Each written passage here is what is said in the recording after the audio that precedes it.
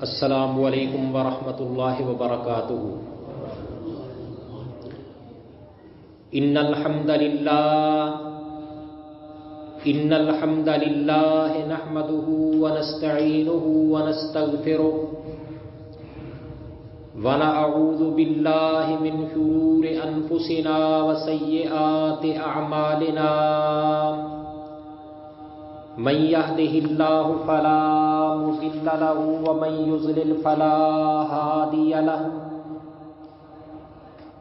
أشهد أن لا إله إلا الله وأشهد أن محمدا عبده ورسوله، أما بعد فإن خير الحديث كتاب الله، وخير الهدي هدي محمد صلى الله عليه وسلم، وشر الأمور محدثاتها وكل محدثة بدعة وكل بدعة ضلالة وكل ضلالة في النار۔ من يطع الله ورسوله فقد رشد واهتدى، ومن يعص الله ورسوله فقد ضل وغوى۔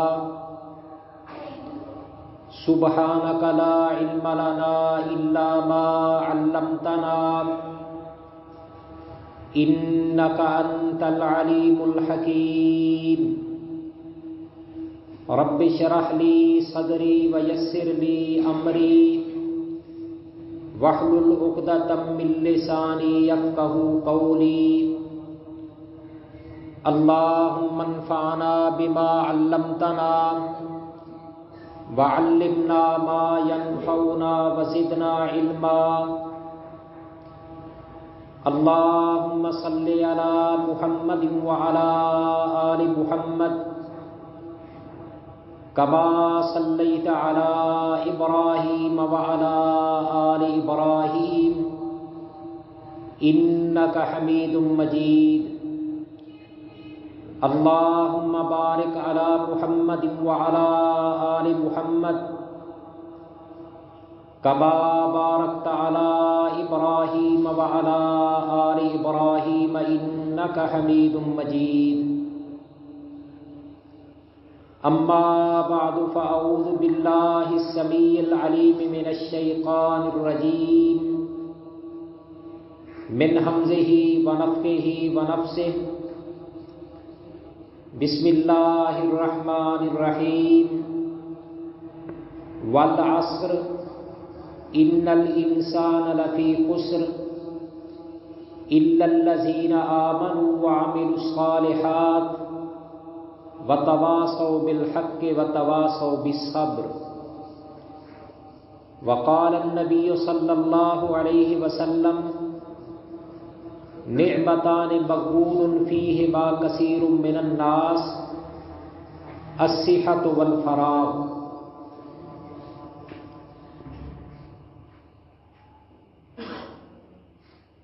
عیسوی سال اپنے اختتام کو پہنچنے والا ہے۔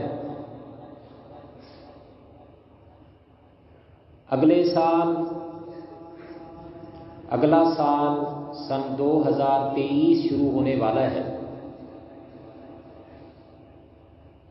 سال کے اختتام پر مختلف کمپنیاں اپنے پورے سال کا آڈٹ کرتی ہیں کہ اس سال میں ہم نے کیا کھویا، کیا پایا۔ دنیاوی اعتبار سے ہم نے اس سال میں کیا منافع حاصل کیے، کیا گھاٹے کیے، پھر اس پر غور و خوض کرتے ہیں کہ کن بنیادوں کی وجہ سے، کس وجہ سے ہمیں کن کن مقامات پر خسارے کا سامنا کرنا پڑا۔ تاکہ ان کوتاہیوں کو ہم دور کر سکیں۔ لیکن کبھی انسان نے اپنی ذات کے بارے میں بھی سوچا ہے؟ وہ چاہے ہجری سال کا اختتام ہو یا عیسوی سال کا اختتام ہو، کہ اخروی اعتبار سے میں نے اس سال میں کیا کھویا اور کیا پایا، اس سال میں کون سی میں نے کامیابیاں سمیٹی ہیں، اور اپنے دین کے اعتبار سے کون کون سے میں نے اس سال میں نقصان کیے ہیں، گھاٹے کیے ہیں۔ اور پھر انسان غور و خوض کرے، سوچے کہ کس وجہ سے میرے یہ نقصانات ہوئے دین کے اعتبار سے۔ تو اسی حوالے سے میں آپ کے سامنے چند باتیں بیان کرنا چاہتا ہوں۔ دیکھو میرے بھائی، اللہ تبارک و تعالی نے قرآن کریم میں مختلف مقامات پر کئی چیزوں کی قسمیں اٹھائی ہیں۔ کہیں اللہ تبارک و تعالی نے سورج کی قسم، کہیں چاند کی قسم، کہیں زمین کی قسم، کئی مقامات پر اللہ تبارک و تعالی نے مختلف درختوں کی قسم، بعض مقامات پر اللہ تبارک و تعالی نے بعض جانوروں کی قسم اٹھائی، والعادیات ضبحا فالموریات قدحا۔ لیکن پورے قرآن کریم میں اللہ تبارک و تعالی نے سب سے زیادہ جس چیز کی قسمیں اٹھائی ہیں وہ زمانہ ہے، وقت ہے، سب سے زیادہ۔ کہیں اللہ تبارک و تعالی نے مطلق زمانے کی قسم اٹھائی، والعصر ان الانسان لفی خسر۔ اللہ تعالیٰ نے فرمایا کہ مجھے وقت کی قسم، زمانے کی قسم، سارے انسان گھاٹے میں ہیں، خسارے میں ہیں، سوائے ان انسانوں کے جو ایمان لائے اور انہوں نے نیک عمل کیے اور دوسرے لوگوں کو انہوں نے حق کی وصیت کی اور صبر کی وصیت کی۔ مطلق زمانے کی قسم۔ پھر اس زمانے کے اندر دو چیزیں ہیں، دن ہے اور رات ہے۔ تو اللہ تبارک و تعالی نے مختلف مقامات پر کہیں پورے دن کی اللہ تعالی نے قسم اٹھائی، کہیں اللہ تبارک و تعالی نے پوری رات کی قسم اٹھائی۔ اللہ تعالیٰ نے فرمایا کہ واللیل اذا یغشا والنہار اذا تجلی۔ فرمایا کہ مجھے رات کی قسم، جب رات دن کو ڈھانپ لیتی ہے، اور مجھے دن کی قسم جب اس کی روشنی رات کے اندھیرے کو ختم کر دیتی ہے۔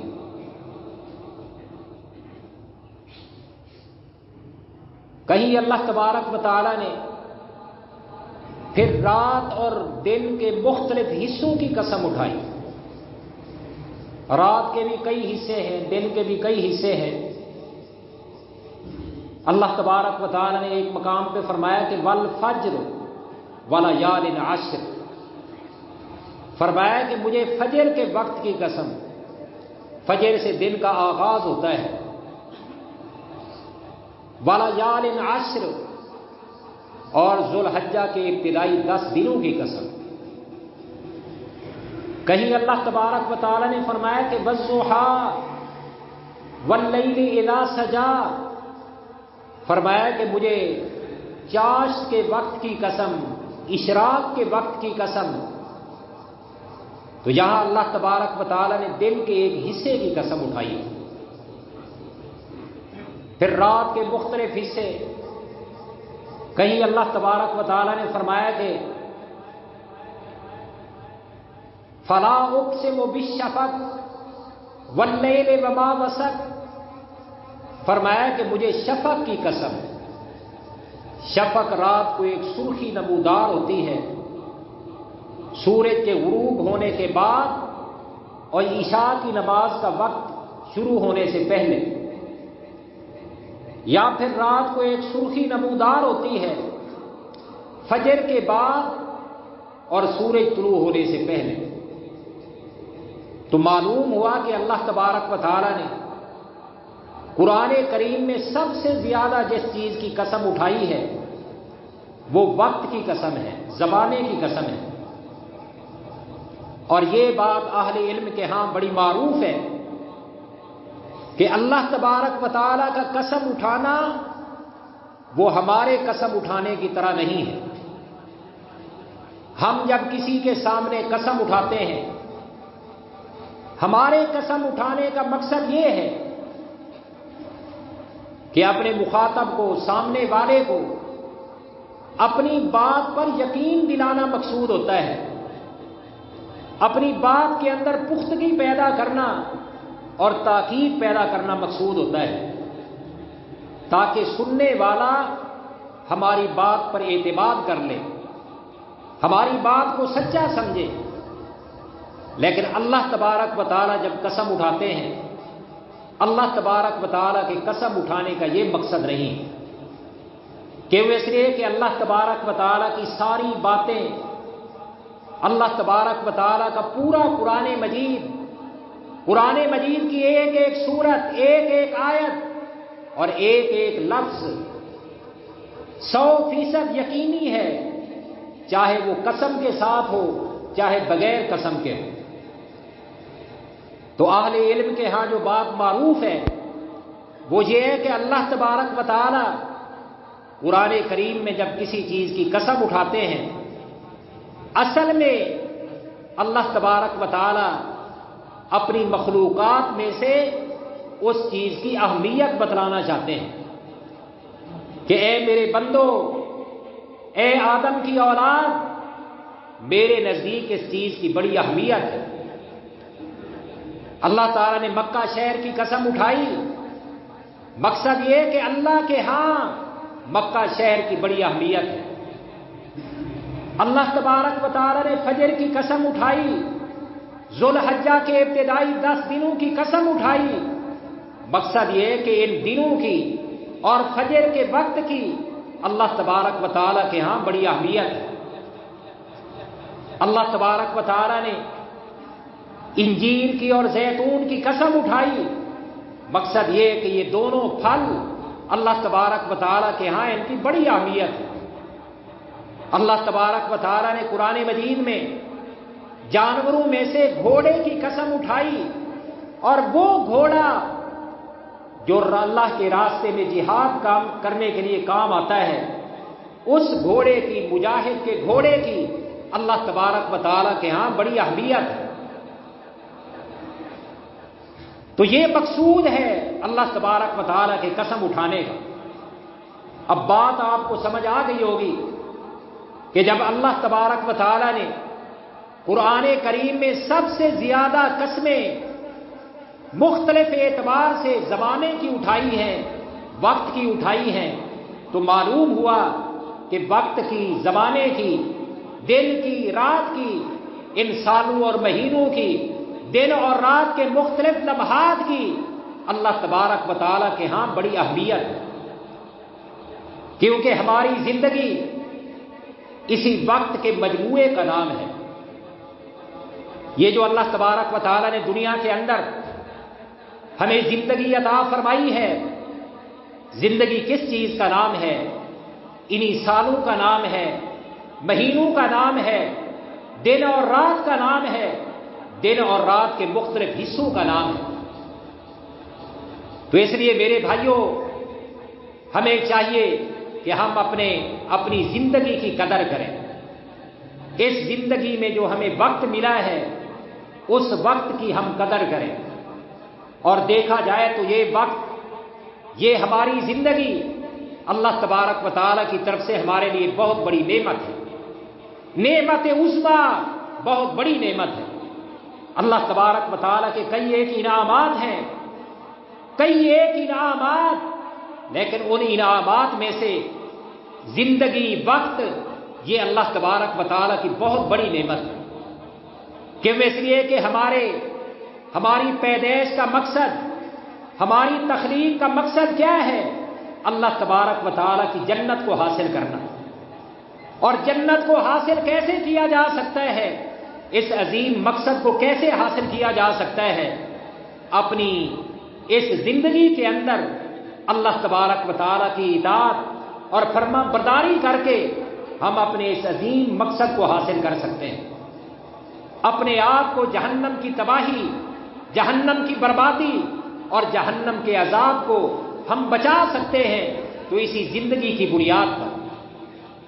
اس لیے میرے بھائیوں، آج کل بالخصوص آج کل اس دور میں لوگ وقت کو بڑا ضائع کرتے ہیں۔ زمانے قدیم میں بھی تھا، لیکن اس وقت کا ضیاع اتنا نہیں تھا جتنا آج اس دور میں وقت کا ضیاع ہو رہا ہے۔ تو اللہ تبارک و تعالیٰ کے ہاں وقت کی بڑی قدر و قیمت ہے۔ اس لیے رسول اللہ صلی اللہ علیہ وسلم فرمایا کرتے تھے، آپ صلی اللہ علیہ وسلم نے فرمایا کہ روزانہ جب سورج طلوع ہوتا ہے تو طلوع ہوتے ہی ابن آدم کو پکارتا ہے، اور دن کیا کہتا ہے؟ یا ابن آدم، اے آدم کے بیٹے، اے آدم کی بیٹیوں، اے آدم کی اولاد، انما انا خلق جدید، میں ایک نئی مخلوق ہوں۔ آج اللہ تبارک و تعالی نے مجھے پہلی بار پیدا کیا ہے۔ 29 دسمبر 2022 کا دن نہ کبھی پہلے آیا تھا اور نہ کبھی یہ دن بعد میں آئے گا۔ اگر اگلے سال آئے گا تو وہ 2023 کا ہوگا، 2022 کا نہیں ہوگا۔ تو دن آواز دیتا ہے، انما انا خلق جدید، اے آدم کے بیٹے، میں اللہ تبارک و تعالیٰ کی ایک نئی مخلوق ہوں۔ اور ساتھ ہی دل پکار کر کہتا ہے، انما انا فیما تعملو غدا شہید، کل قیامت کے دن سوچ لے، آج میرے طلوع ہونے سے لے کر میرے غروب ہونے تک جو بھی تو نے عمل کیے، کل قیامت کے دن میں تیرے ان اعمال کی گواہی دوں گا، گواہی دوں گا کل قیامت کے دن تیرے ان اعمال کی۔ فلو قد مضیت فلا ترنی ابدا، آج جب میں چلا گیا، سورج غروب ہو گیا، آج کے بعد پھر تو مجھے کبھی نہیں دیکھے گا۔ تو سوچ لے، سمجھ لے، سارا دن کون سے کام کرنے ہیں۔ اگر اچھے کام کرے گا، نمازیں پڑھے گا، سچ بولے گا، اللہ کا ذکر کرے گا، وہ خیر اور نیکی کا کام کرے گا، تو کل قیامت کے دن میں تیرے بارے میں اچھی گواہی دوں۔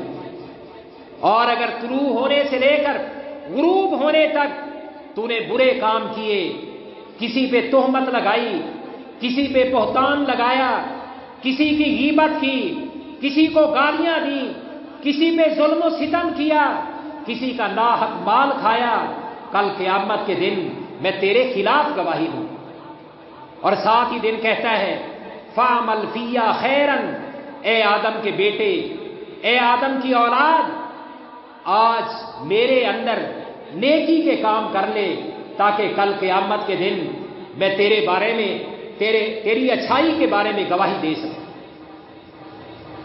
اسی لیے امام ابن قیم رحمہ اللہ تعالی، انہوں نے اسی حدیث کی شرح میں فرمایا کہ السنۃ کالشجرۃ، فرمایا کہ انسانی زندگی کا ایک ایک سال وہ درخت کی مانند ہے، ایک درخت کی طرح۔ اور فرمایا کہ سال کا ہر مہینہ یہ اس درخت کی ٹہنیوں کی طرح ہے، اور اس مہینے کا ہر دن ان ٹہنیوں میں سے جو چھوٹی چھوٹی شاخیں نکلتی ہیں ان شاخوں کی طرح ہے، اور پھر ہر دن کا ہر گھنٹہ درخت کے پتوں کی طرح ہے، اور پھر ہر گھنٹے میں انسان جو سانس لیتا ہے، ہر سانس درخت کے پھلوں کی طرح ہے۔ اب انسان سوچ لے کہ میں نے جو اچھے کام کرے گا اس کے لیے کل قیامت کے دن اچھا درخت ہوگا، اس کے اوپر اچھے پھل لگیں گے، اور جو اچھے کام نہیں کرے گا وہ بھی ایک درخت کو بو رہا ہے، تھوہر کا درخت، وہ کڑوا درخت جس کو انسان کل قیامت کے دن چبائے گا، چبا نہیں سکے گا، جو کہ جہنم کی گہرائی سے وہ درخت نمودار ہوگا۔ اب یہ ہر انسان کو سوچ لینا چاہیے کہ اس نے درخت کے پہ اچھے پھل لگانے ہیں یا کہ اس نے بدبودار اور بد مزہ پھل لگانے ہیں۔ اللہ اکبر۔ حسن بصری رحمہ اللہ تعالی وہ فرمایا کرتے تھے کہ انما انت ایام، اے آدم کے بیٹے تیرا ایک نام تو انسان ہے جو اللہ تبارک و تعالی نے جنس کے اعتبار سے رکھا ہے، اور پھر لوگ بھی تیرے نام رکھتے ہیں۔ ایک نام ماں باپ نے رکھا، دوست احباب نے رکھا، ایک تو تیرا نام یہ ہے اور ایک تیرا نام ایام بھی ہے۔ ایام یوم کی جمع ہے، یعنی دنوں کا مجموعہ، یہ بھی تیرا ایک نام ہے۔ اور فرمایا کرتے تھے کہ کلما ذہب یوم ذہب بعضک، جب ایک دن گزر جاتا ہے تو سمجھ لے کہ تیری زندگی کا ایک دن کم ہو گیا۔ بعض لوگ تو خوشیاں مناتے ہیں کہ کل جی مہینے کی آخری تاریخ ہے اور مجھے تنخواہ ملنے والی ہے، مجھے پیمنٹ ملنے والی ہے، فلاں خوشی حاصل ہونے والی ہے۔ نہیں میرے بھائیوں، جب ہماری زندگی کا ایک دن ختم ہوتا ہے آپ سمجھ جائیں کہ ہمارا ایک حصہ ختم ہو چکا ہے۔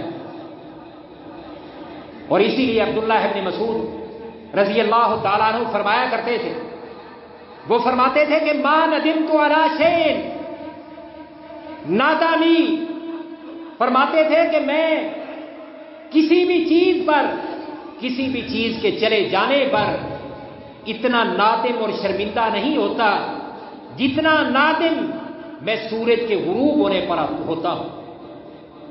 غربت فیہ شمس، سورج غروب ہو جاتا ہے تو پھر میرے دل سے دو آوازیں آتی ہیں۔ پہلی آواز یہ کہ نوکس فیہ اجلی، اے عبداللہ ابن مسعود آج سورج غروب ہو چکا ہے، تمہاری زندگی کا ایک دن کم ہو گیا ہے۔ جتنی زندگی اللہ تبارک و تعالی نے تمہیں عطا کی ہے تمہاری زندگی کا ایک دن کم ہو چکا ہے۔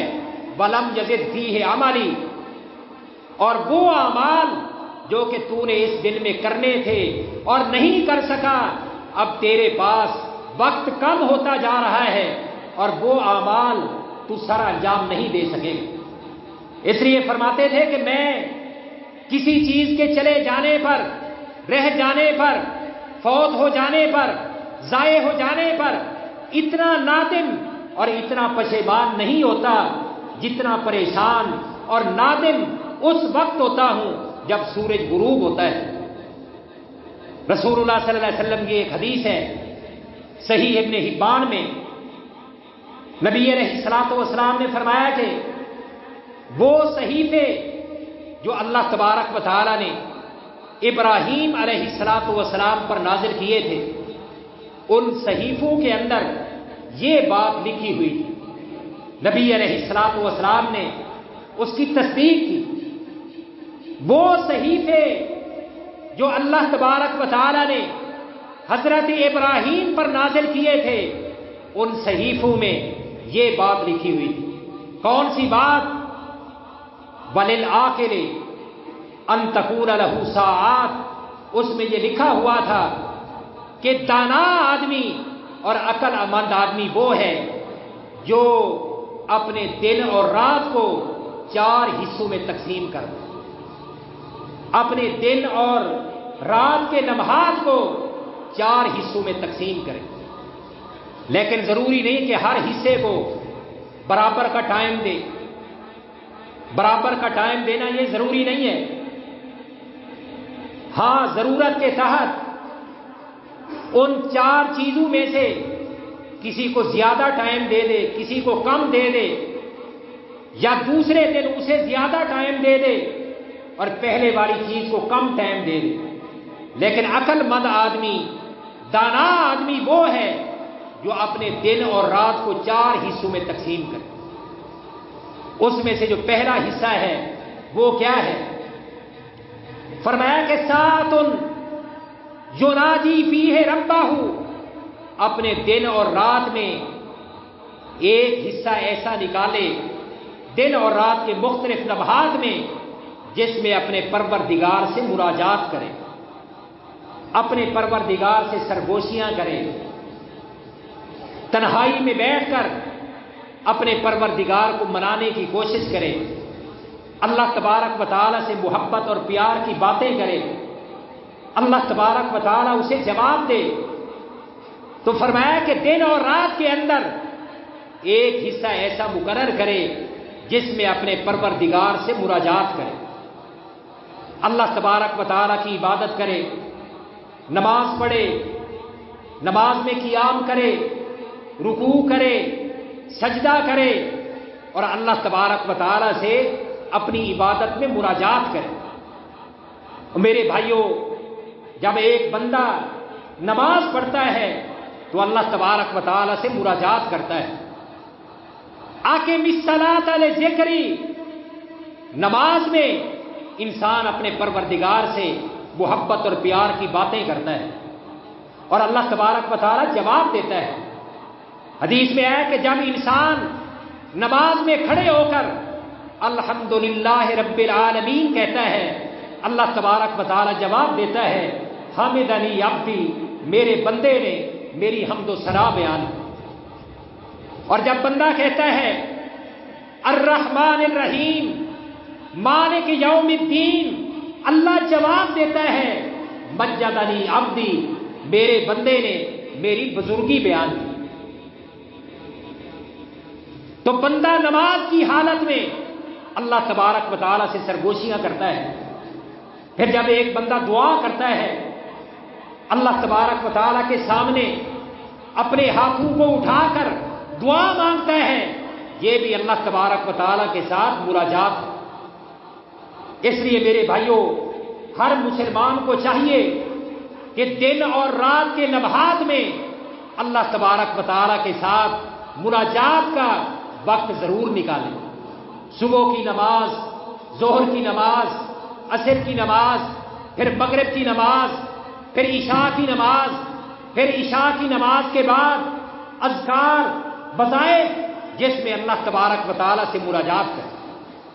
جب رات کو بیدار ہو جائے، آنکھ کھل جائے، کروٹ بدلے، زبان سے نکلے سبحان اللہ، الحمدللہ، اللہ اکبر، یہ ہے پروردگار کے ساتھ مناجات۔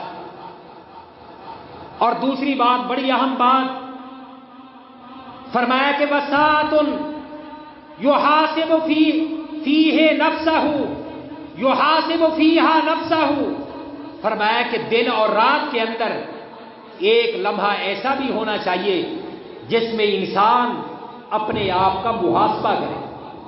اور اس کے لیے سب سے بہترین وقت وہ وقت ہے جب رات کو انسان سونے لگے،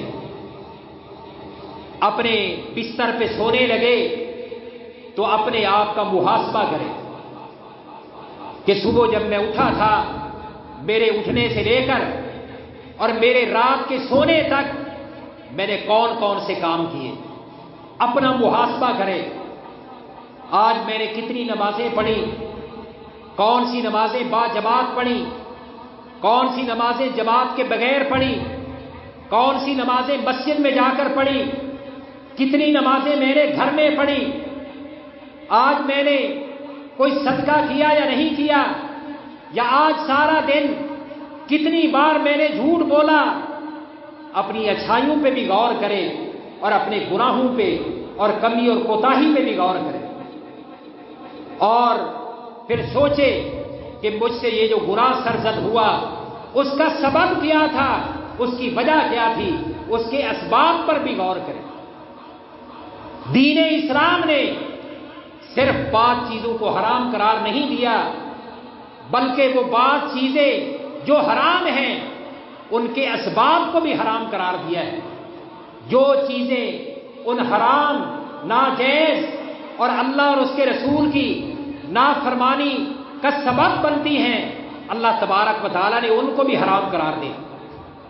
اللہ تعالیٰ نے صرف زنا کو حرام قرار نہیں دیا، فرمایا کہ لا تقربوا الزنا، ایسے کام بھی نہ کرو جو تمہیں زنا کے قریب لے کر جائے۔ اپنے آپ کا محاسبہ کرو۔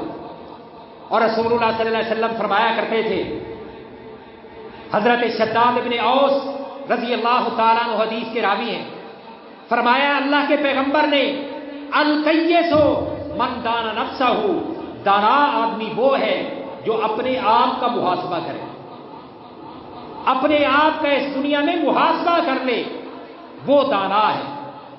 ہم دانا کسی اور کو سمجھتے ہیں، وہ جناب ٹی وی چینل پہ بیٹھے ہوتے ہیں اور لکھا ہوتا ہے کہ دانشور، بڑے دانا، بڑے سمجھدار۔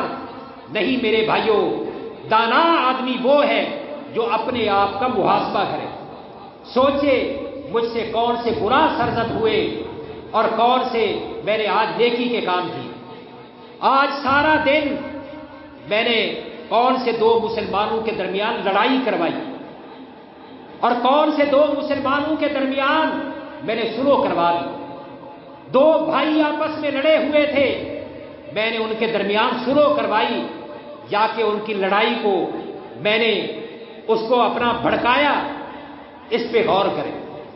یہی وجہ ہے کہ حضرت عمر بن خطاب رضی اللہ تعالی عنہ جب اپنے گورنروں کی طرف خطوط لکھتے، جامع ترمذی میں آتا ہے، خطوط لکھتے اور اس میں وہ لکھا کرتے تھے بطور نصیحت کے، حاسبوا قبل ان تحاسبوا، اے میرے گورنروں اس دنیا کے اندر اپنا خود محاسبہ کر لو پہلے اس کے کہ کل قیامت کے دن تمہارا محاسبہ ہو۔ اور جو شخص اس دنیا میں اپنا محاسبہ کر لے گا، کل قیامت کے دن اللہ کی عدالت میں اس کا حساب و کتاب آسان ہو جائے گا۔ وزنوها قبل ان توزنوا، اس دنیا کے اندر اپنے اعمال کا خود وزن کر لو کہ آج میرے اعمال، میں نے جو نماز پڑھی ہے اس نماز کے اندر خشوع و خضوع کتنا تھا، اس میں للہیت کتنی تھی، اس نماز کے اندر اللہ تبارک و تعالیٰ سے میں نے کس انداز میں سرگوشی کی۔ اپنے اعمال کا وزن کر لو کل قیامت کے دن، اس سے پہلے کہ کل قیامت کے دن تمہارے اعمال کا وزن کیا جائے۔ اللہ اکبر۔ ہاں ہم محاسبہ کرتے ہیں۔ میرے خیال میں ہر شخص رات کو سونے سے پہلے محاسبہ کرتا ہے، لیکن اپنا نہیں، دوسروں کا محاسبہ کرتا ہے۔ ہمیں اپنے عیبوں کی خبر نہیں، دوسرے لوگوں کے عیب ہمیں یاد ہیں، دوسروں کے گناہ یاد ہیں۔ جب رات کو گھر آتے ہیں، بیوی کے سامنے، بہن بھائیوں کے سامنے، اپنی اولاد کے سامنے، اپنے ماں باپ کے سامنے دوسروں کے عیوب، دوسروں کے گناہ وہ اجاگر کرتے ہیں، لیکن اپنا محاسبہ بھول جاتے ہیں۔ تو میرے بھائیوں، دوسروں کا محاسبہ نہ کریں، اپنے آپ کا محاسبہ کریں۔ اسی طرح اس میں یہ لکھا تھا کہ وساعۃ یتفکر فی صنع اللہ تعالی، دن اور رات کے لمحات میں ایک لمحہ ایسا ضرور ہونا چاہیے کہ اللہ تبارک و تعالیٰ کی جو تخلیق ہے اس میں آپ غور و فکر کریں۔ اپنے پیدا ہونے سے لے کر اپنا بچپن، اپنی جوانی، اپنا بڑھاپا، یہ زمین و آسمان، یہ رات اور دن کا بار بار آنا اور جانا، یہ سمندر، یہ دریا، یہ کھیتیاں، یہ درخت، یہ باغات، یہ پہاڑ، یہ ریت کے ذرات، یہ جانور، یہ سواریاں، ان کے بارے میں جو بھی اللہ تبارک و تعالیٰ کی تخلیق ہے اس میں غور و فکر کرنا چاہیے۔ سفیان ثوری رحمہ اللہ تعالی فرماتے ہیں کہ ایک دن میں رات کو سویا ہوا تھا، اندھیرا تھا، آسمان پر ستارے کثرت کے ساتھ جگمگا رہے تھے، سورج اب چاند اپنی مکمل روشنی میں تھا، اور میں نے آسمان کی طرف دیکھا تو مجھے آسمان کا منظر بڑا خوبصورت لگا، بڑا خوبصورت آسمان منظر پیش کر رہا تھا۔ اور فرماتے ہیں کہ اچانک مجھے ایسے محسوس ہوا کہ جیسے میرے جسم سے جان نکلنے لگی، میرا دل گھٹنے لگا، میرا دل کمزور ہو گیا، اور میں نے اس چیز کا تذکرہ صبح اپنی ماں کے سامنے کیا۔ وہ کیا مائیں تھی ان کی، محدثین کی اور ائمہ کرام کی۔ فرماتی ہیں کہ میری ماں نے مجھے کہا اگرچہ بہت بڑے عالم، بہت بڑے محدث، ہزاروں لاکھوں کی تعداد میں شاگرد اور ہزاروں اور لاکھوں کے اعتبار سے اللہ کے پیغمبر کی حدیث کے حافظ تھے، لیکن پھر بھی ماں باپ کی نصیحت، اپنی ماں کی نصیحت، اس کا اپنے آپ کو ضرورت مند سمجھتے تھے۔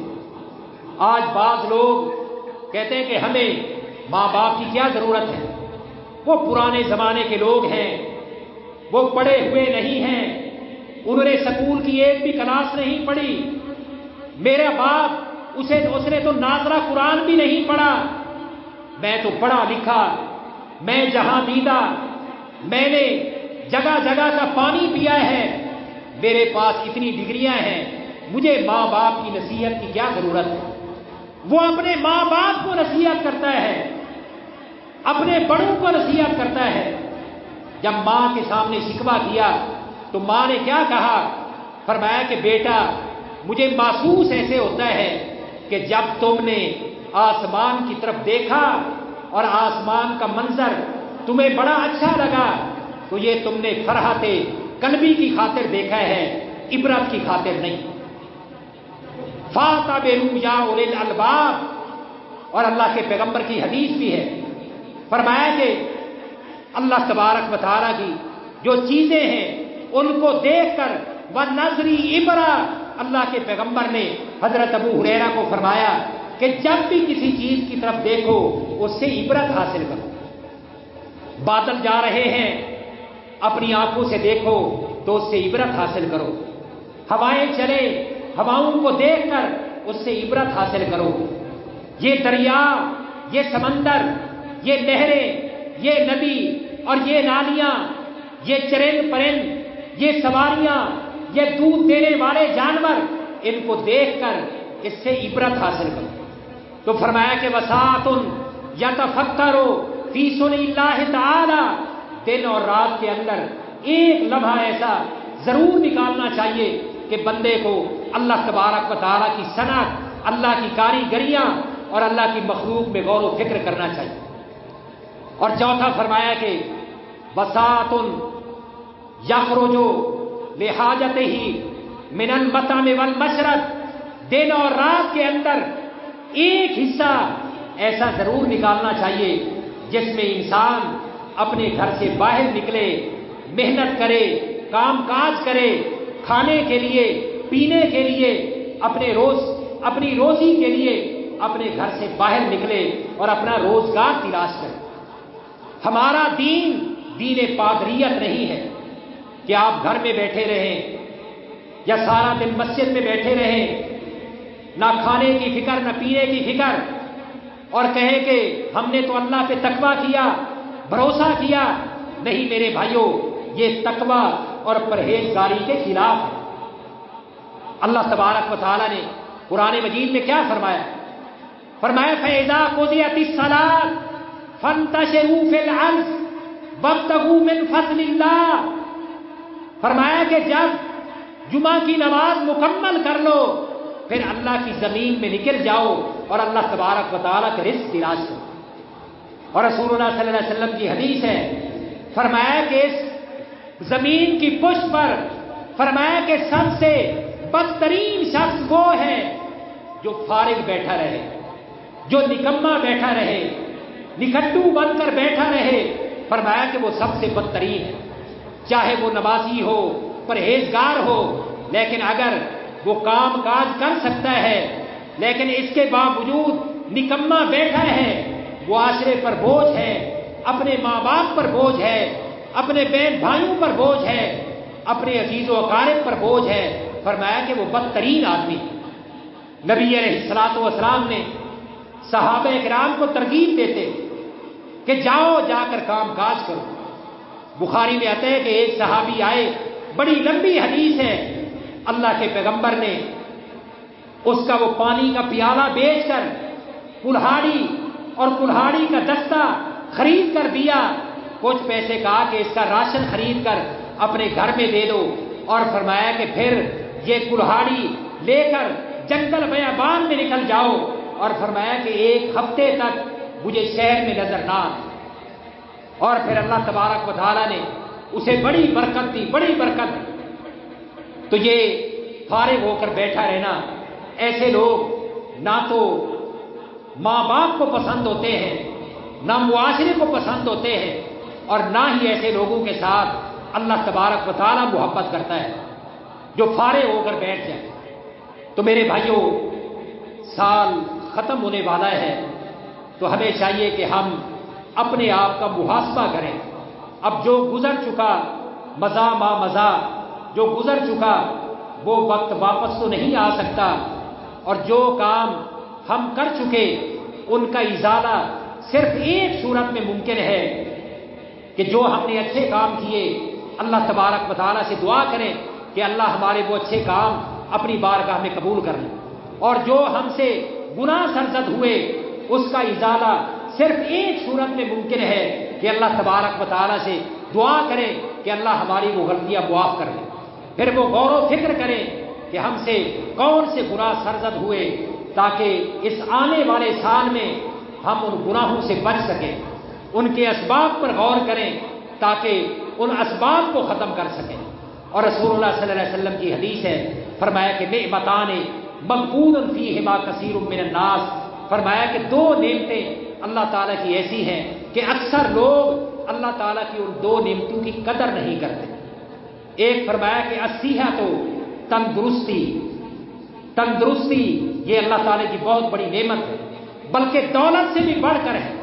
ایک حدیث میں آیا کہ دولت بھی اللہ کی نعمت ہے، صحت بھی اللہ کی نعمت ہے، لیکن صحت یہ نعمت دولت سے بڑھ کر ہے۔ ایک بندے کے پاس دولت ہے لیکن صحت نہیں ہے، اور ایک شخص جس کے پاس صحت ہے دولت نہیں ہے، وہ صحت مند آدمی دولت مند آدمی کے مقابلے میں کئی درجے وہ خوش نصیب ہے کہ جسے اللہ نے صحت عطا فرمائی۔ اور دوسرا فرمایا کہ بالفراغ، یہ فرصت کے لمحات اگر کسی کو میسر آ جائیں تو یہ اس کے لیے اکثر لوگ، اللہ کے نبی نے فرمایا کہ اس کی بے قدری کرتے ہیں، اس کی قدر نہیں کرتے۔ پھر جب یہ فرصت کے لمحات ختم ہو جائیں گے، پھر انسان تمنا کرے گا کہ لولا اخرتنی الی اجل قریب، اللہ تھوڑی سی مہلت دے دیتا، تھوڑی سی مہلت مل جاتی، میں کوئی اللہ کے راستے میں مال خرچ کر لیتا، کوئی نیکی کر لیتا، توبہ کر لیتا۔ لیکن پھر انسان کو ایک سانس کے برابر بھی، سانس بھر کے لمحے کے برابر بھی انسان کو مہلت نہیں ملے۔ اللہ تعالیٰ سے دعا ہے کہ اللہ تبارک و تعالیٰ ہم سب کو اپنی زندگی، اپنی فرصت کے لمحات اور اپنے وقت کی اور ان دن اور رات کے لمحات کی اللہ ہم سب کو قدر کرنے کی توفیق عطا فرمائے۔ اقول قولی ھذا وباللہ التوفیق۔